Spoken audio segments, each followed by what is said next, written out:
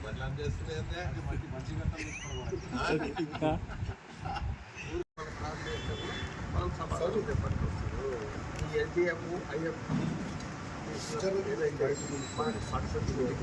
Funds మనం proposals ప్రకారంగా మనకు శాంక్షన్ అయి టెండర్ అయింది.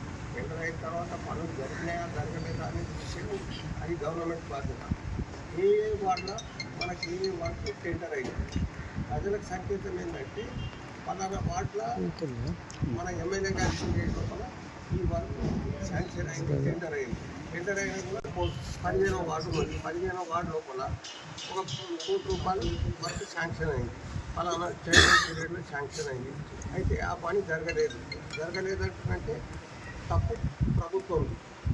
ఆ వార్డు ప్రజలకు ఏమైతుంది, మన ఎమ్మెల్యే గారి ద్వారా ఈ అమౌంట్ మన వార్డుకు వచ్చిందనేది తెలుస్తుంది. మనం ఏం చెప్తున్నాం, 25 కోట్లలో 14 కోట్లు సర్వతోమ అభివృద్ధి కోసం సదాశివపేట స్థానిక శాసనసభ్యులు అన్న చింతా ప్రభాకర్ గారి యొక్క కృషితో, హరీశ్వరరావు గారి ఆశీస్సులతో సదాశివపేట పట్టణానికి టీవీ5 ఎడిషన్ నిధులు 18,50,00,000 రూపాయలు గత ప్రభుత్వంలో కూడా మంజూరు చేయడం జరిగింది. మరి ఆ ప్రభుత్వంలో కూడా మంజూరు చేసినటువంటి ప్రతిపాదనలన్నీ కూడా నేటి వరకు 5 లక్షల వర్కులు ఫర్ టెండర్ నోటీస్ వేయడం జరిగింది. ఆ వేసిన సందర్భంగా మరి ప్రెస్ మీట్ పెట్టినాం.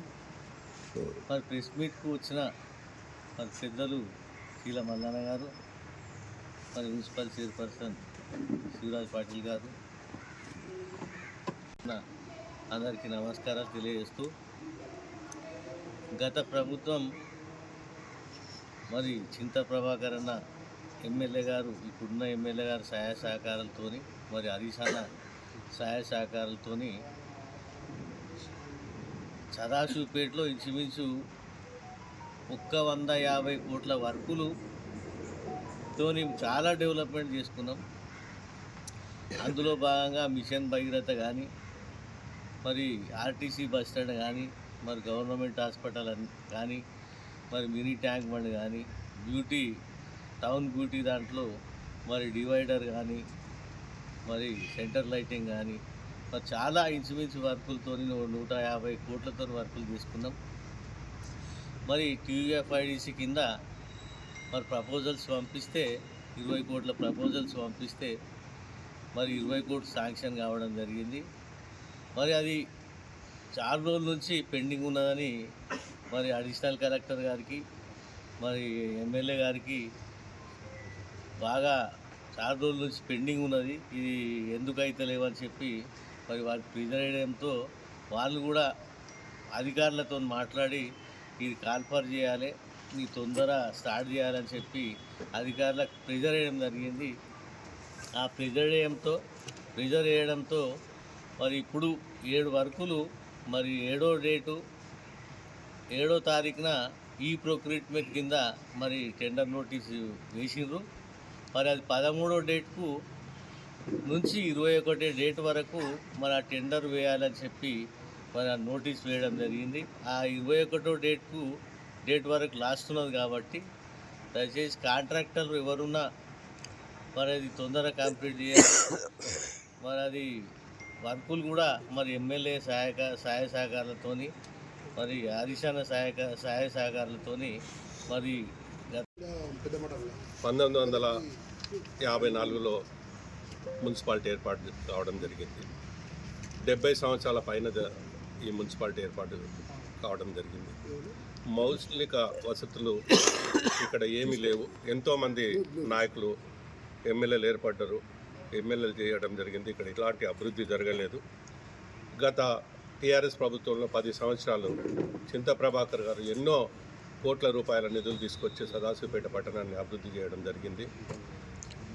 మరి నేషనల్ హైవే పైన ఉన్న ఇక్కడ ఎలాంటి అభివృద్ధి జరగలేదు కాబట్టి ప్రభాకర్ అన్న ఈరోజు ఒక స్టేడియంను, ఒక స్విమ్మింగ్ పూల్ను, మరి ఎన్నో మౌలిక వసతులు తీసుకురావడం సదాశివపేట పట్టణ ప్రజల తరఫున ఆయనకు ధన్యవాదాలు తెలియపరుస్తున్నా. ఎప్పుడు నిరంతరం ప్రజల నుండి మన చింత ప్రభాకర్ గారు ఎన్నో వర్కులు తేవడం ఈ సదాశివపేట పట్టణాన్ని అభివృద్ధి చేసిండని చెప్పి ప్రతి వార్డులో చెప్పుకుంటారు. కాంగ్రెస్ నాయకులు ఎలాంటి అభివృద్ధి జరగలేదు. 2 సంవత్సరాలు అయింది ఈ రోజు వరకు. ఎలాంటి ఒక రూపాయి ఈరోజు నిధులు శాంక్షన్ చేయించి పనులు చేసింది లేదు. గత ప్రభుత్వం అయిన వాటికే వాళ్ళు కొబ్బరికాయలు కొట్టి ఈరోజు ఎంజాయ్ చేస్తున్నారు. టీఆర్ఎస్ ప్రభుత్వం శాంక్షన్ అయింది. మరి ఈరోజు కేసీఆర్ గారి గిట 2 సంవత్సరాల నుండి వాళ్ళకి అధికారం ఇచ్చారు, చేయని అని చెప్పేసి ఊరుకోవడం జరిగింది. 2 సంవత్సరాల నుండి ఎలాంటి అభివృద్ధి లేదు. ఈరోజు ప్రజలు 2 సంవత్సరాల నుండి ఎంతో ఇబ్బంది పడుతున్నారు. గత 10 సంవత్సరాలలో టీఆర్ఎస్ ప్రభుత్వంలో ఎంతో అభివృద్ధి చూసినాము, ఎంత ఇబ్బందులలో చూస్తున్నామని అనుకుంటారు. ఈరోజు స్థానిక సంస్థలు ఎన్నికలు వస్తున్నాయి. తప్పకుండా ఈరోజు ఊరి మాటలలో చెప్పాలంటే ఒడ్లు ఎగబరిచినప్పుడు తాళ్ళు ఎట్లయితే ఎగిరిపోతుందో ఈరోజు కాంగ్రెస్ నాయకులు అలాగా చిత్తుగా ఓడిపోవడం జరుగుతుందని చెప్పి తెలియపరుస్తున్నా. బీఆర్ఎస్ ప్రభుత్వాన్ని మళ్ళీ త్వరలో చూడాలని చెప్పి తెలంగాణ ప్రజలు కోరుకుంటున్నారు.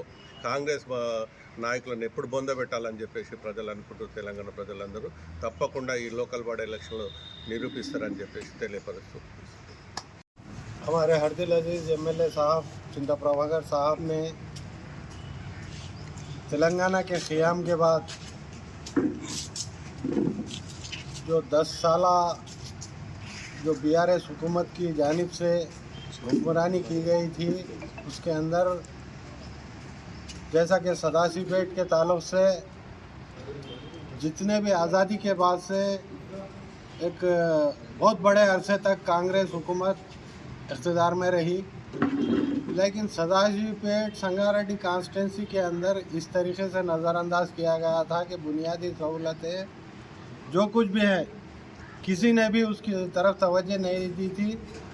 इस 10 साल दौर में गवर्नमेंट हॉस्पिटल हो, बस स्टैंड हो, रोड्स हो और पानी का मसला, करंट का मसला जो हमारी बीआरएस गवर्नमेंट की जानिब से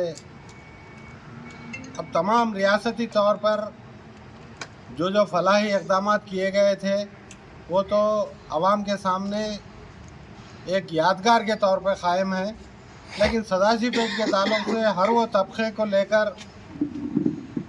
एमएलए चिंता प्रभाकर साहब ने जो खिदमत अंजाम दी हैं, जैसा कि मेरे पेशरो चेयरमैन साहब और टाउन प्रेसिडेंट और सीनियर ऑप्शन मेंबर कोडू रंजा साहब ने जिस नमूने से जो तफसील बताई है, इससे कबल भी 25 करोड़ रुपए टीआरएस गवर्नमेंट केसीआर साहब की सदारत में एमएलए चिंता प्रभाकर साहब को 25 करोड़ रुपए सदाशिवपेट के डेवलपमेंट के लिए दिया गया था, लेकिन बदकिस्मती से कुछ काम नहीं हुए थे, कुछ काम हो गए थे।